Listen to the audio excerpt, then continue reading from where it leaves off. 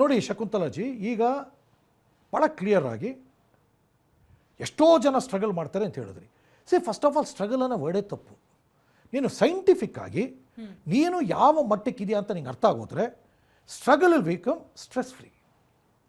Struggle ಯಾಕೆ ಮಾಡ್ತಾರೆ ಅಂದರೆ ನಿನ್ನಲ್ಲಿ ಪ್ಲ್ಯಾನಿಂಗ್ ಇಲ್ಲ ಅಂತ ಅರ್ಥ.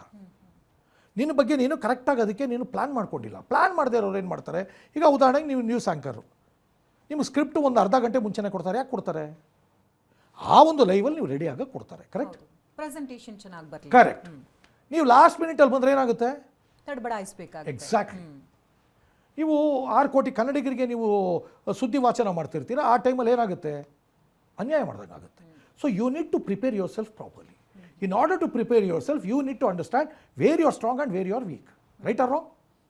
ಅದಕ್ಕೆ ತಕ್ಕಂತೆ ಈ ಸ್ಟ್ರಗಲ್ ಅಂತ ಯಾಕೆ ಬರುತ್ತೆ ಅಂದರೆ ಇವ್ರುಗಳು ಪ್ರಿಪೇರೇ ಆಗಿಲ್ಲ.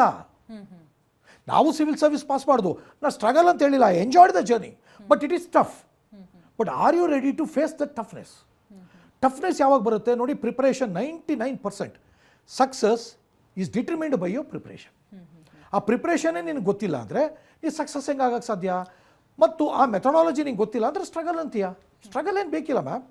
12 ಗಂಟೆ ನೀವು ಓದೋಕ್ಕಾಗುತ್ತಾ ಇಲ್ವಾ, ಅದು ಫಸ್ಟ್ ನೀವು ಮೆಷರ್ ಮಾಡ್ಕೊಂಬಿಟ್ರೆ you don't have to struggle.